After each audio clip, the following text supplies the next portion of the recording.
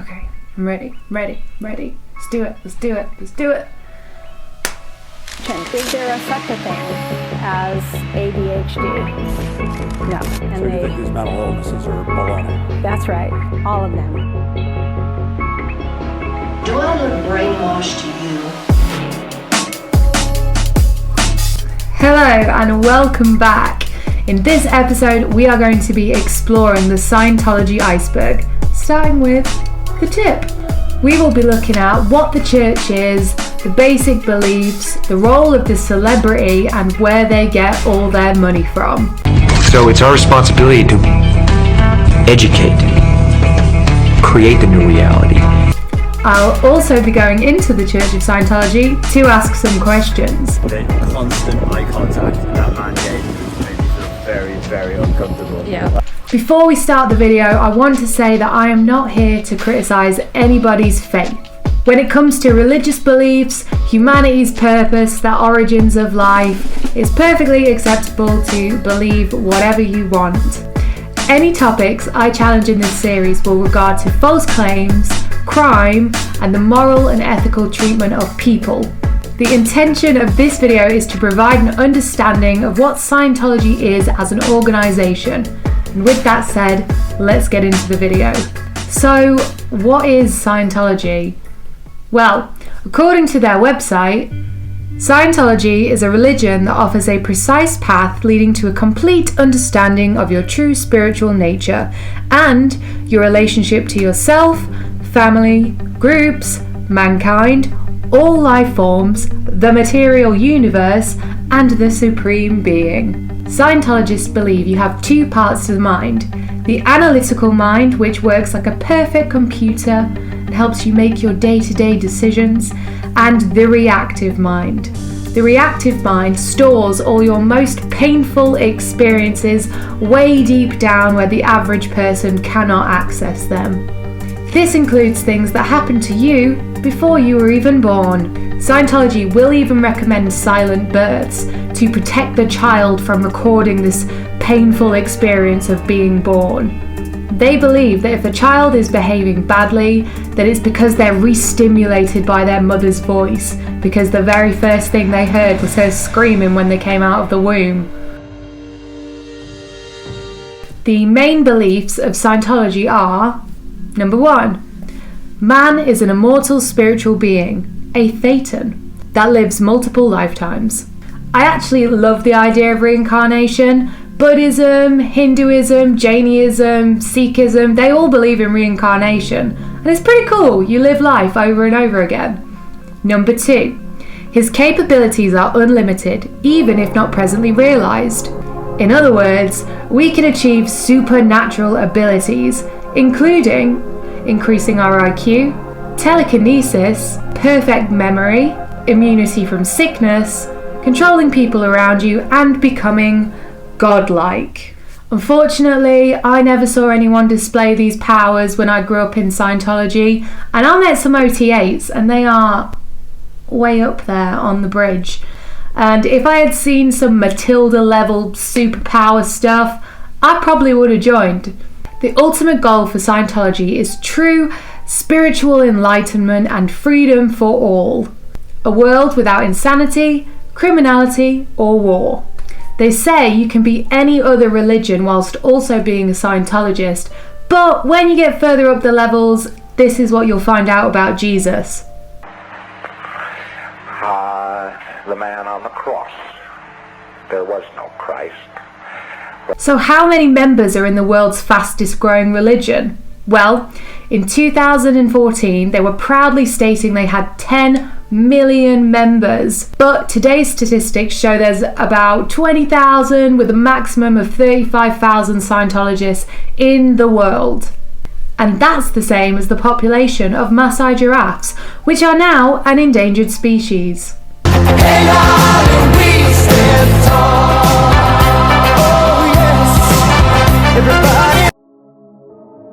One thing is certain, they are definitely not the world's fastest growing religion. This is the religious status of Scientology around the world. The green areas, including the USA, Italy, Australia, New Zealand and South Africa, are the only places that Scientology is officially a tax-exempt religion. The blue areas are places where Scientology is recognised as a religious community, and the pink areas are places where it has been refused religious status. The circled countries even officially stated that Scientology is a cult. And in Russia, the books written by L. Ron Hubbard have actually been banned.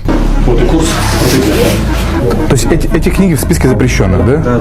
А вы знали, что эта книга, она в списке или нет? Она не находится в списке. Если мне покажете список, где она находится, я... The other 157 countries do not recognize Scientology at all. I also found this list of ex-members. There are 2,799 names on here, and that's just the people who have spoken out. Many more will most likely have left quietly, in fear of receiving harassment from the church. People that are denounced from Scientology are labelled as SPs, suppressive people. Scientologists are not allowed to associate with SPs, so if you get declared one and your family is in Scientology, then they will be asked to disconnect from you, and if they don't disconnect from you, they will also become SPs. Even L. Ron Hubbard said the term SP should not be thrown around lightly. This guy intends to knock you down. You should upgrade your idea of what an SP is.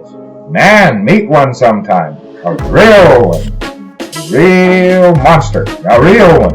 But a real SP is not just a difficult person. He's only about 2.5% of the human race, and he's utterly nuts. He is the guy who has been putting people in sanitariums and busting up lives, making nervous breakdowns, wrecking lives, families, smashing things up in all directions. Well, in all the time we've been around here, we only had one SP that I know of. And I don't know of another single SP that we've ever had. What's really funny to me on that recording is that he's like, I only knew one SP. And I'm like, is it you, Elron? Is it you? Like, are you admitting it? Is that what this is? Like, you know what I'm saying? Scientology in society. Scientology are telling their members that by paying them to help you, you are helping them to save the planet. Clear the planet. They hold huge gala events to celebrate how they are helping the planet. In order for a religion to be tax exempt, they have to be actively giving back to the community in a way that the governments would otherwise have to provide. Here are some examples of religious charity that do exactly this. Christians have the Stand By Me charity. They are raising children, providing their food, their medical care, education. Muslims have Muslim Hands. They provide water to people who don't have any and are helping to fight world hunger. The Salvation Army hold Christmas events for those who would be alone at Christmas, and the list goes on. I wanted to find out what Scientology did for the community and ask some questions. So me and Kevin went in and this is what we found. We are going to the Church of Scientology to ask some questions because I don't want to be too, I don't want to judge them without actually knowing what their deal is. So, and I've run out of good science fiction movies, so I feel like I could. We are not, however, going to go in and harass them. I understand why people do it because they're mad, but I don't think we'll get any good answers if we do that. So we're going to go in, pretend we know nothing. Pretend we're nice. Hope they don't recognise me from my childhood. I thought you were going to say your YouTube. My YouTube. I am world famous right now. All of my 1,000 subscribers agree. I've got a secret pen camera. I got a spy pen on Amazon. £30. Absolute bargain. Let me just tell you something. Okay, I'm the worst spy ever. And my spy pen did not work. The volunteer ministers thing, is it something that you guys like to run? Because I've been looking to do some volunteering. Really? Yeah, I was like, Sure. We have a team of volunteers that go out. At the moment, the main project we're working on is we go and fog. Like recently, we went to about 50 different places of worship all around London, and we literally go in there, fog, clean, so that it's like all safe for their freshness and helps to keep religious places of worship open. Community centres. This is our first space we're going to fog today, so we're going to actually train the guys on how to fog, show them how to do it, and they're going to fog the space themselves.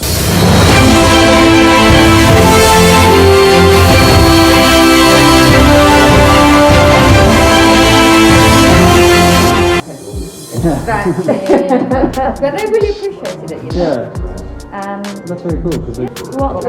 Volunteering is what it's all about. So if you wanted to volunteer with that project, then I'd have you out on Sunday helping out.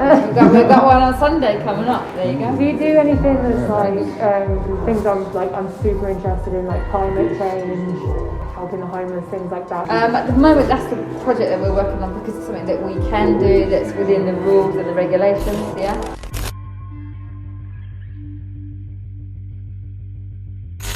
When you go to Scientology's website, it has a handy section about how they help the community. Critics have called them front groups and propaganda, but let's take a look for ourselves. Let's start with The Way to Happiness. The Way to Happiness, the first moral code based wholly on common sense. The Way to Happiness Foundation give out booklets called The Way to Happiness, written by L. Ron Hubbard, in a time when the church was facing lots of bad PR. It's a non-religious moral code with 21 rules to live by. So it's essentially a group that promotes Scientology with The Way to Happiness. I don't know what that does for the community, but let's carry on, things might get better. Applied Scholastics. Violence in schools continues to escalate. Dropout rates run as high as 55%. And those who do drop out too often turn to drugs and crime. Millions graduate functionally illiterate, unable to fill out a simple application form, let alone survive in this technically advanced age. Applied Scholastics is study tech, and I actually experienced this myself at Greenfields, the Scientology's UK school. The basics of it are that you look up words you don't understand, you try to visualize things using clay. They get you to visualize things with clay because they're like, how can you understand it if you don't have it in front of you?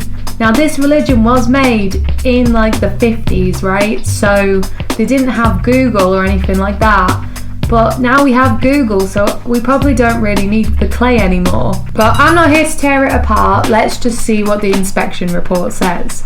So this is just for Greenfields. They have schools in America too. The school was last inspected in 2013 by the Independent Schools Inspectorate. They found that the school did not comply with legal boarding school standards in terms of staff recruitment checks, record keeping, and child protection. In 1999, a member of staff at Greenfields actually went to prison because they were doing inappropriate things with young boys and filming it. The ISI reports explain that the school is run according to Scientology principles. Some children are trafficked into the Sea Org before they even graduate. Scientology, slave camp for kids. This is where the Church of Scientology indoctrinates young children and trains them to become Sea Org members for billion-year contracts. Children as old as 7, 8, 9 years of age are signing contracts over 1 billion years of slavery to this organization. I know for a fact they ask minors to sign the contract because I was asked to sign the 1 billion year contract when I was 12 years old, and I know that they get asked as young as 8 years old sometimes. I signed my contract when I was 8 years old. And what was the contract for? It was the 1 billion year contract. 1 billion year contract? Mm-hmm. And what does that mean? That means your service and you're volunteering or servicing the church for the next 1 billion years. Next up is Criminon. Criminon is a prison reform program. The Way to Happiness booklet is taught to prisoners to try and rehabilitate them / recruit them into Scientology. One of the most famous criminals involved in Criminon is in fact Charles Manson. Charles Manson is better known today as a deceased serial killer, a sex trafficker and cult leader. But what happened during his time in prison before the Helter Skelter murders? Well, Scientology happened. Charles Manson underwent 150 hours of e-meter auditing during prison. Auditing is an interrogation practice used in Scientology. From L. Ron Hubbard's teachings, Charles Manson learned that he was an immortal spiritual being, and not just a criminal from a bad background. This elevated his confidence and validated his sociopathic belief that he was better than everybody else. Charles Manson claimed to be theta clear, which means you're free from the negative effects of the reactive mind, and when he got out of prison, he actually tried to join the church on 2 occasions. The Church of Scientology said he was psychotic and did not let him in, and they were very reluctant to admit any association with Charles Manson after the horrific crimes he committed. So 150 hours worth of LRH did not do much for Charles Manson. Tell me in a sentence who you are.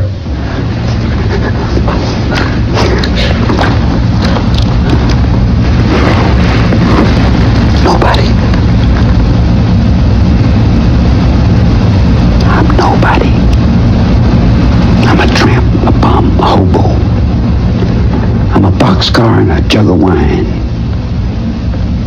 And a straight razor if you get too close to me. He even said Scientology was too crazy for him. Criminon claims it cuts reoffenders by 80%. However, they have not allowed for these numbers to be verified by an independent study, so I guess we're just gonna have to take their word for it and get used to that, because that is a theme that will reoccur throughout all of these groups they have. Next up is Narconon, a chain of rehab centres connected to the controversial Church of Scientology. It's called Narconon and uses the teachings of founder L. Ron Hubbard to treat people for various addictions. There's even one clinic here in Australia, but the organisation is facing some tough questions after 3 people died while in their care. Narconon is a drug rehabilitation program that claims to have a 70 to 90% success rate, though they had to retract these figures on recommendation of their lawyer because there was no evidence for that. The most successful drug rehabilitation programs only have a success rate of about 25%. The Narconon program costs $30,000 to $40,000. And the staff receive commission for anyone they refer to the program. The Narconon program is based on the Purification Rundown, an intense sauna and vitamin program that Scientologists have to complete before starting the bridge to total freedom. The reason it's so dangerous is because there's no scientific backing that this actually works. Taking mega high doses of niacin is not recommended, and spending 5 hours a day in a sauna is very dangerous to someone who is withdrawing from drugs. Not to mention the lack of care by staff who are not medically trained. Patients have died of seizures, heart complications, drug overdose, and suicide. They're forced to sleep in bedbug-ridden beds, and former patients say they were humiliated and made to feel like prisoners.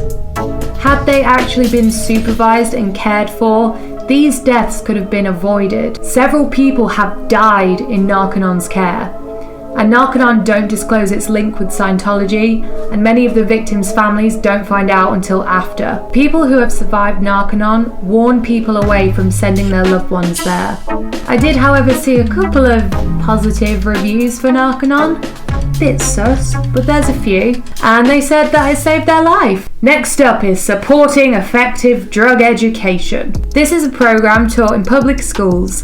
They educate students as young as 10 about drugs. I actually don't think this is the worst idea in the world. There are so many children all over the world that are exposed to their parents taking drugs, and they probably have no understanding of what that is, and I think drug prevention is a good thing. Parents of students that took part in the course complained about the connection to Scientology, as the booklets and information is based on L. Ron Hubbard's writings. The program provides lectures, homework assignments, and educational videos to schools. As far as I'm aware, I think the government make it mandatory to teach, for schools to teach about drugs, but they don't give them a resource to do so, so they have to outsource a group to come in. So I can see how a lot of them would unwittingly invite Scientology into the school. I think this group is one of the lesser evil ones. It actually seems pretty alright. Public schools have lots of safeguarding rules and things for children, so they might be promoting Scientology, but it's going to be a lot more subtle. I think this one is alright. Tell the kids about the cocaine, absolutely. Here for it. Next up is Youth for Human Rights. This is a group that informs teenagers about what their human rights are. They do this by handing out booklets to them. More booklets rather than actually helping them with their human rights issues. They just tell them what their human rights actually are. I'm pretty sure the children aren't working in the mines because they don't understand their human rights. I'm pretty sure they're working in the mines because they need to put food on the table. I don't see how a booklet is going to help that person. The idea behind this group is that you help somebody to help themselves, which is great in a Western world where we have loads of access to resources and things, but is it good in a place where human rights are under threat? I'm not sure. Side note, when I went onto their website, this messed up thing happened with the animation. Check it out. All of these words have like a set position. You can see, no torture, and it floats back to where it was before. And this, they have set it on this screen. So no slavery, but look where it goes back to. This is their animation, and it'll just keep going back to that position. That's fucked. I also found that they have a technique you can use to sober up a drunk. And if you're watching this in 2021, you know that the pubs have opened again. Whoop whoop. So, after a lovely evening out with my friends, we tried to use this technique to sober us up. Recording? Yes, good. Okay, so I looked up on the volunteer ministers how to sober up a drunk person. Try that again. Right. Try that again. Right. So act sober. I've got one sock on. For this experiment, apparently, a person, you can sober up a drunk person by doing this simple exercise on them. So we're going to try and do this right now with my very drunk housemates. I've got hiccups. Alright, here we go. Okay. Feel my finger. Yeah. Feel my finger. Okay. Feel my finger. Sorry, feel my finger. Yeah, that's my nostril. Feel my finger. Okay. Feel my finger. Yep. Feel my finger. You feel that? Yeah. Good. Feel my Venus. finger. Okay. Yeah. Feel my finger. Yep. Feel my finger. Yep. So you don't feel sober? No, and I truly wanted to be as well. So it didn't work? I gave myself over to Scientology, and you know what? Xenu has me. I'm still drunk. Are you drunk? Yep. I feel like that was a pile of shite. Do you feel any more sober than you did a minute ago? Slightly, because that was boring. So you were bored into sobriety? Bored into sobriety. Scientology fucking works. Hot damn. Oh, dang.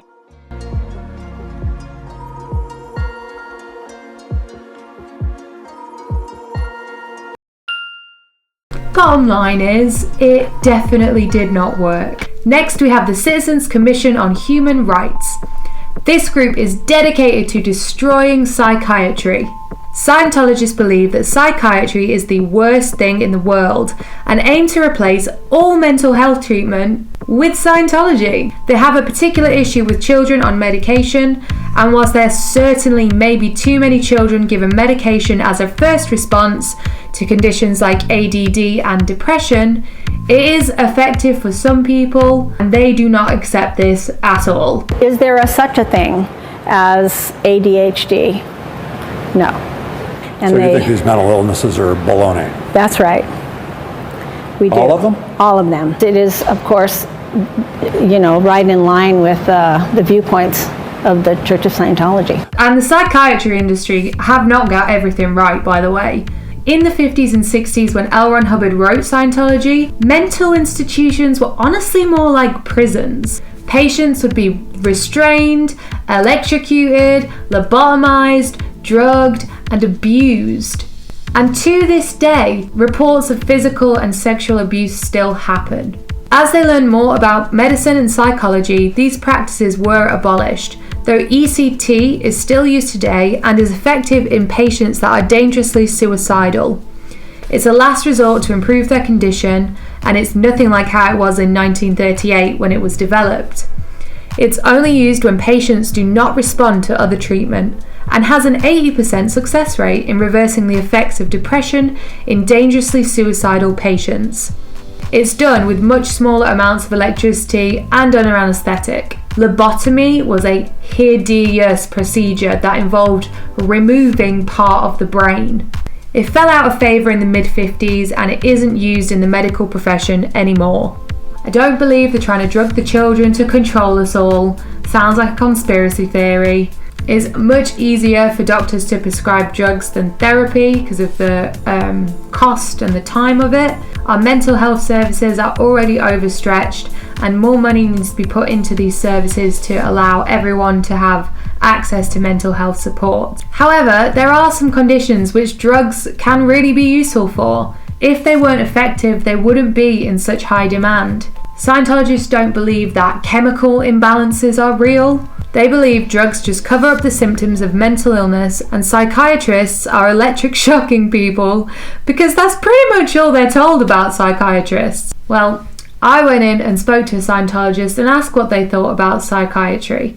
Now, I will let you know I have disguised all of the voices to protect their identity because I don't want them to get in trouble with the church for talking to me. Here is what they said about psychiatry. And is Dianetics kind of widely used in the mental health profession? Because I just got my qualification in it and I didn't really learn about it. So no, it's not used. I mean, very much not for the medications. All right. No, like to do with the mind. So like antidepressants. Yeah. It's not for that, it's something that we're very strongly not for. I guess it works for some people as well. Like. Sure. So we just don't like it because it's changing the way the brain is designed. The Citizens Commission on Human Rights also run a museum in Hollywood called Psychiatry, Industry of Death. Some of the things they talk about are absolutely true. The asylums were massively overpopulated and they treated those people like prisoners. However, Scientology also say that psychiatry is the cause of the Holocaust. According to them, psychiatry is just Nazi pseudoscience, and Hitler was just victim to the psychiatrists. Their whole take on this is historically inaccurate and actually quite vile, but here's what they had to say about it. January 1945. As World War II comes to a close, the full horror of Hitler's final solution is exposed. What could drive men to commit such atrocities against their fellow human beings? The answer is the pseudoscience called eugenics, created and promoted by psychiatrists and psychologists decades before the Nazis came to power. The German eugenicists welcomed the Nazi advent to power because the Nazi program could fund the very programs that they had in mind. The Nazis gave them political support, financial support, and conversely, the psychiatrists gave the Nazis a medical justification for their genocidal policies. The next group is the Volunteer Ministers. This is their disaster relief group. The Volunteer Minister program, most heavily promoted by Scientology, took place in the immediate aftermath of the 9/11 attacks. Critics of Scientology accuse the organisation of attempting to take advantage of the disaster in order to promote Scientology to the grief-stricken people in the area. The National Mental Health Association issued a public warning in response to the conduct of Scientologists in the immediate aftermath of September 11, claiming that Scientologists were intentionally confusing the public by presenting themselves as mental health service providers. According to the National Mental Health Association president, the public needs to understand that Scientologists are using the tragedy to recruit new members. They are not providing mental health assistance. So many booklets, honestly. They claim to help resolve human conflict, trauma, drug addiction, and relationship problems. But these are really just all courses that you go and take in their big yellow tents. They also claim to heal or relieve pain using Scientology techniques, such as locationals, nerve assists, and touch assists. They even claim that their techniques have unparalysed people. Paul Fletcher, a director of special affairs, admitted to an undercover BBC reporter that the purpose of the volunteer ministers was to keep the psychiatrists away. They called this spiritual security. This again takes advantage of vulnerable people in hope of generating more money for Scientology. They do say they help give out food and water, and I believe many of them are truly good people and they're there to help people. Public Scientologists join the volunteer ministers because they want to make a difference. The Sea Org are in charge of getting all of the promotional material. They're even given a booklet on how to get their perfect promo shots. I believe there are lots of good people out there that are Scientologists and they want to help, but they're not trained in disaster relief, and to be honest, the majority of their charitable acts seem to come across as self-promotion. When I went in and asked them about the volunteer ministers, they said right now they're focusing on fogging buildings, religious buildings. She did not comment when I asked what they were doing about other crises like the climate emergency, the homeless population. She said that's not what they're able to do at the moment, but they are fogging buildings, so that's something. They claim to work in partnership with other charitable organisations, including the Red Cross, Salvation Army, and the National Guard. However, this is not true. A Red Cross spokesperson said, "At this point, we have been approached by volunteer ministers, but we have not entered into any agreements with them. There is no relationship, nor have we provided any training or services from the LA region. We have yet to get back with them to discuss their needs or what it is we would be able to provide. They are looking for support to do training and disaster preparedness." The saddest part about all of this is that they absolutely have the means to make good on their promise and do what they say they're going to do. At their big IAS gala events, they show promotional videos from all the disaster events, Narconon, drug prevention, psychiatrists losing their jobs and saying, "Look, this is where all your money's going. Look at what we're doing. Look at all the good you're doing for the world by being a donating Scientologist." The Scientologists at these events are asked to donate millions of dollars collectively. And Scientology takes in about $200 million a year in donations, tax-free. The Scientologists believe that their money is helping these people, but it's just not. This money does not go to the people who are suffering. It goes back into the church to help fund Scientology's lawyers. According to Fred Oxel, the founder of The Way to Happiness, 15% of donations go straight to LRH, then 15% is for books, at full retail price, which also goes back into the church. 10% is commission for the bookseller, and the rest is spent on rent for the organisation who use Scientology buildings to house their staff for their volunteer programs. So almost all of the money goes back into the church. I believe that the Scientologists that go to these big events and donate are actually good people, but they are being lied to. If they were really providing more than booklets and making big changes, then it would be on the national news. When John Travolta flew his plane down to Haiti carrying supplies for victims, it made the news and everyone was stoked about it.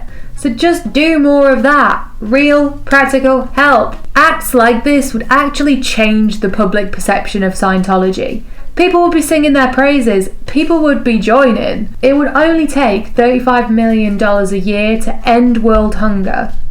Scientology taking $200 million a year. The true purpose of these programs sadly seem to be to recruit new members, to generate good PR, and to make money. Let's talk about money. How much money would Scientology have if they had Christianity's members? There are 2.4 billion Christians in the world, and there are about 35,000 Scientologists maximum. Let's do some math. We get this number.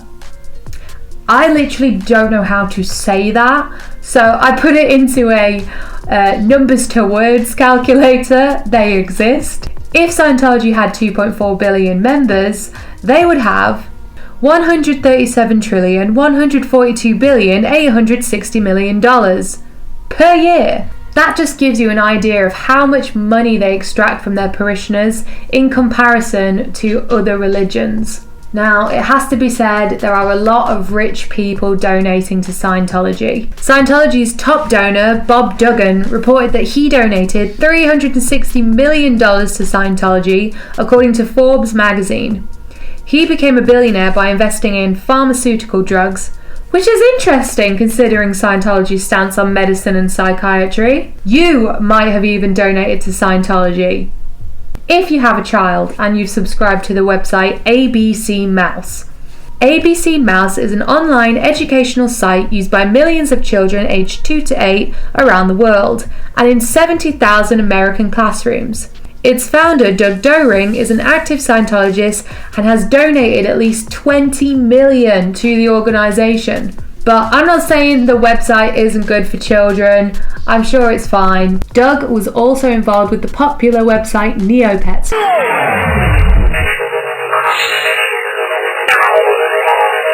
Are you ready?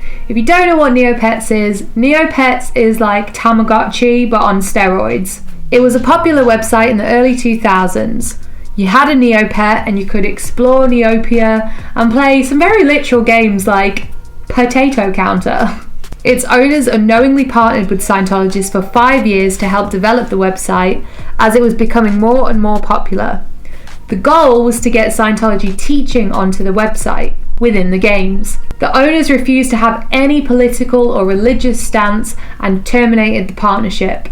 The original creators even made villain characters within the game. They were based on some of the Scientologists that would come and patrol their offices. Also, if you ever had a Neopet, it's still alive on the site and it's very hungry. Let's talk about celebrities.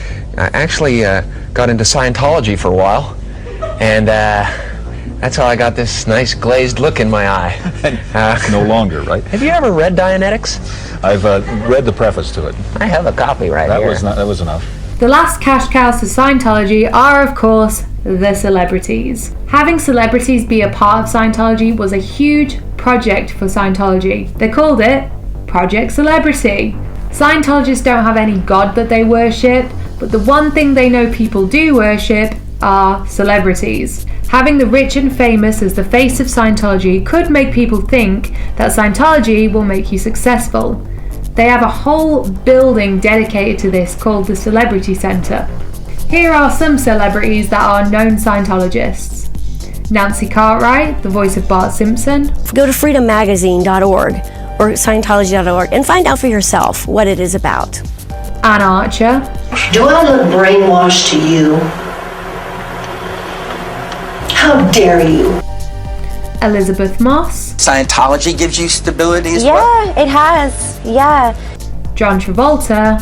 You could read What is Scientology? It's a book about that thick that answers every question you could possibly think of, positive or negative. And of course, Tom Cruise. I think it's a privilege to call yourself a Scientologist, and it's something that you have to earn. When you're a celebrity in Scientology, you are treated like royalty. Providing you're donating lots of money, of course. They even have a whole building, the Celebrity Center, designated for their Scientology training. Anything that a celebrity wants, they get. There are a whole team of people there to provide them with whatever they need.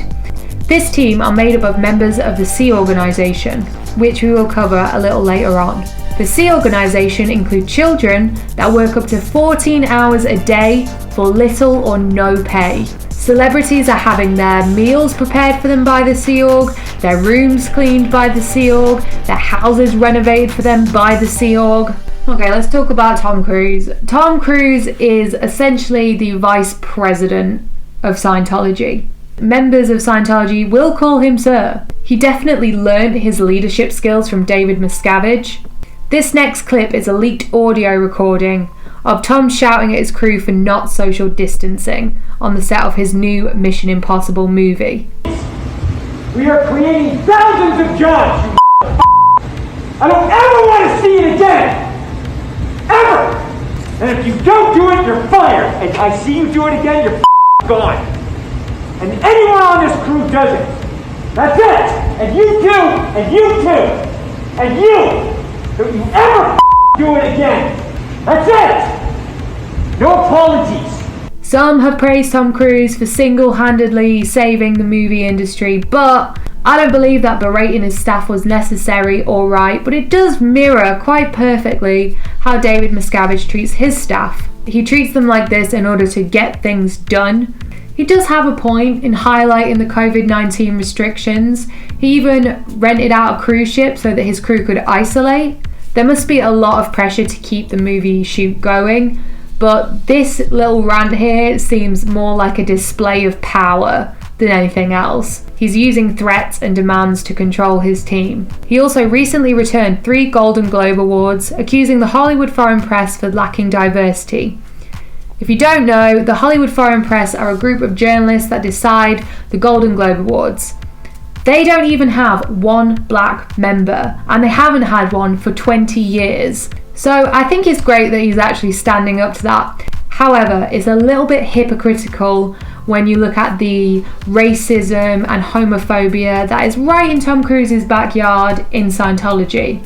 In my opinion, these celebrities are choosing to be purposefully blind to Scientology.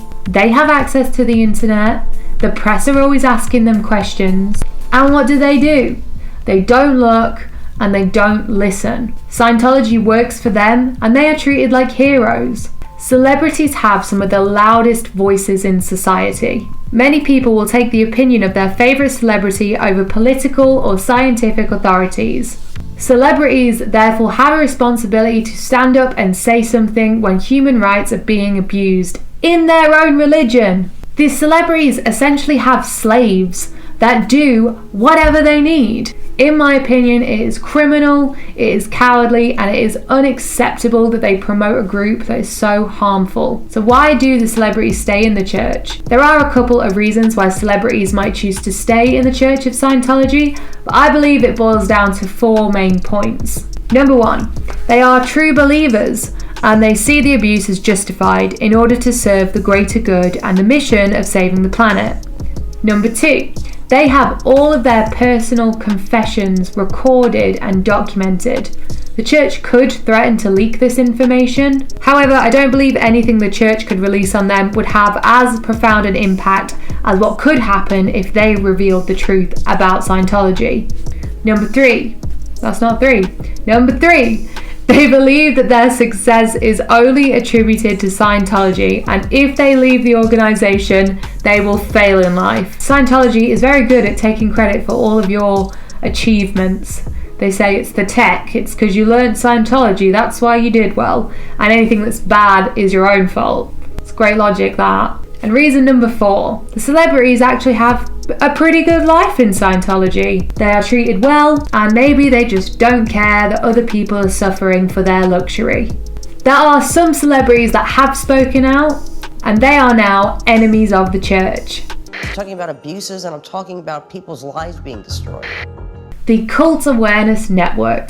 There was a time if you were worried about your son or daughter being in a cult, you could get help from a small, non-profit organization, but recently the Cult Awareness Network was forced into bankruptcy, and its leaders blame the Church of Scientology. The last thing we are going to discuss in this part of the video is the Cult Awareness Network, CAN for short. The Cult Awareness Network was an organisation created by Ted Patrick. It provided information on groups that it considered to be cults, as well as support for people who needed deprogramming. At the time, CAN was one of the most vocal critics about Scientology. Since 1991, 50 lawsuits were filed against the Cult Awareness Network by people connected with the Church of Scientology. Most of them were dismissed, but one of them produced a judgment of $2 million against the network. CAN then went bankrupt and was shut down in 1996. It was then bought by a group of Scientologists. They renamed it the New Cult Awareness Network. I tried to find a website for them, but all I found was an article on Scientology's magazine website, Freedom Magazine, and there was a number for the Cult Awareness Network that took you to a page which was a California suicide hotline. It does worry me to think that people who are suicidal are phoning Scientology for help. These people are typically more vulnerable, and Scientology might be using that as a recruiting tactic. Thus concludes the tip of the iceberg. I know it's just the tip. If you guys have any questions, please leave them in the comments and I'll try to address them. Thank you so much for watching. If you have been affected by Scientology or are thinking of leaving and are looking for support, I will leave some links down in the description below. That is all from me for now, and I will see you in part 3. Bye.